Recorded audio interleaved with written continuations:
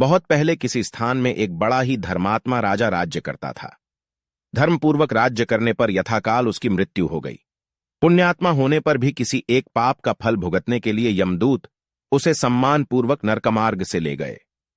नरक का दृश्य देखकर राजा का हृदय दहल गया। वहां के पीड़ित प्राणियों का चीत्कार उससे सुना नहीं जाता था। वहां का दृश्य देखकर ज्यों ही वह यमसेवकों के साथ नरक द्वार से दूर जाने लगा, त्यों ही नरक की असह्य पीड़ा भोगने वाले सभी नरकवासी बड़े जोरों से चिल्ला उठे और करुणा विलाप करते हुए राजा को संबोधित कर बोले, हे राजन, आप प्रसन्न होइए, घड़ी भर आप यहां ठहर जाइए। आपके अंग से स्पर्श करके आने वाली हवा से हमें बड़ा ही सुख मिल रहा है। इस सुख शीतल वायु के स्पर्श मात्र से हमारी सारी पीड़ा और जलन एकदम जाती रही है और हम पर मानो आनंद की वर्षा हो रही है। दया कीजिए। राजा ने यह सुनकर यमदूतों पूछा, मेरे यहां रहने से इनसे लोगों को सुख मिलने का क्या कारण है? मैंने ऐसा कौन सा पुण्य किया है जिसके कारण इन पर आनंद की वर्षा हो रही है? ने यमदूत ने कहा, महाराज, आपने पितृदेवता, अतिथि और आश्रितों का भरण पोषण किया है तथा श्रीहरि का स्मरण किया है। इसीलिए आपके शरीर से स्पर्श की हुई हवा से पापियों की पीड़ा नष्ट हो रही है। आपके तेज से और आपके दर्शन से पापियों को पीड़ा पहुंचाने वाले यमराज के अस्त्र शस्त्र, तीक्ष्ण चोंच वाले पक्षी, नरकाग्नि आदि सभी तेज रहित होकर मृदु हो गए हैं। इसीलिए नरकवासी पापियों को इतना सुख मिल रहा है।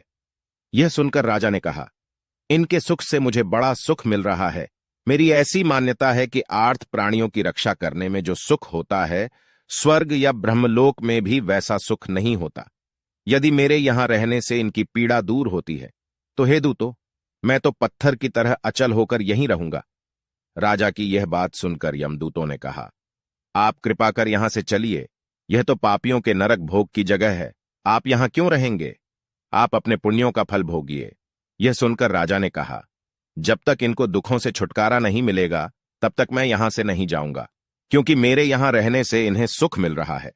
आर्त और आतुर होकर शरण चाहने वाले शत्रु पर भी जो मनुष्य अनुग्रह नहीं करता, उसके जीवन को धिक्कार है।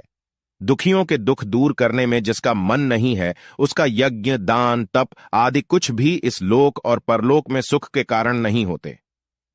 बालक, आतुर, दुखी और वृद्धों के प्रति जिसका चित्त कठोर है, मेरी समझ में वह मनुष्य नहीं, राक्षस है।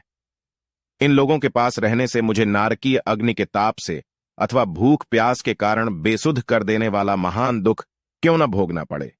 इनको सुखी करने से मिले हुए उस दुख को मैं अपने लिए स्वर्ग सुख से समझूंगा। भी बढ़कर मुंह एक के दुख पाने से यदि इतने आर्त जीवों को सुख होता है तो इससे बढ़कर मुझे और क्या लाभ होग।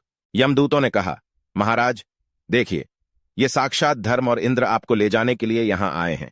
अब आपको जाना ही पड़ेगा, अतएव पधारिए। धर्म ने कहा, राजन, आपने सम्यक प्रकार से मेरी उपासना की है, इसलिए मैं स्वयं आपको स्वर्ग में ले जाऊंगा। आप देर न करें, विमान पर जल्दी सवार हो जाएं। राजा ने कहा, हे धर्म, हजारों जीव नरक के दुख पा रहे हैं और मेरे यहां रहने से इनका दुख दूर होता है। ऐसी हालत में मैं यहां से नहीं जा सकता। इंद्र बोले, राजन, अपने अपने कर्म फल से ये पापी लोग नरक भोग रहे हैं। आपको भी अपने कर्मों का फल भोगने के लिए स्वर्ग में चलना चाहिए। इन नरकवासियों पर दया दिखाने से आपका पुण्य लाखों गुना और भी बढ़ गया है। अतएव इस पुण्य फल के भोग के लिए आप स्वर्ग चलिए। राजा ने कहा, जब मेरे पुण्य से इनको सुख मिलता है तो मैं अपना सब पुण्य इनको देता हूं। इस पुण्य से ये सारे यातना भोगी पापी नरक से छूट जाएं।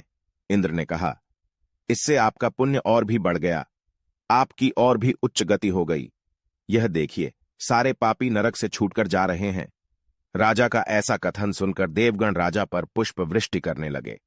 इंद्र उन्हें विमान पर चढ़ाकर स्वर्ग में ले गए। नरक के सभी प्राणी राजा के पुण्य प्रभाव से सद्गति को प्राप्त हो गए। आपको यह जानकारी पसंद है तो कृपया वीडियो को लाइक या सब्सक्राइब करो दोस्तों। धन्यवाद।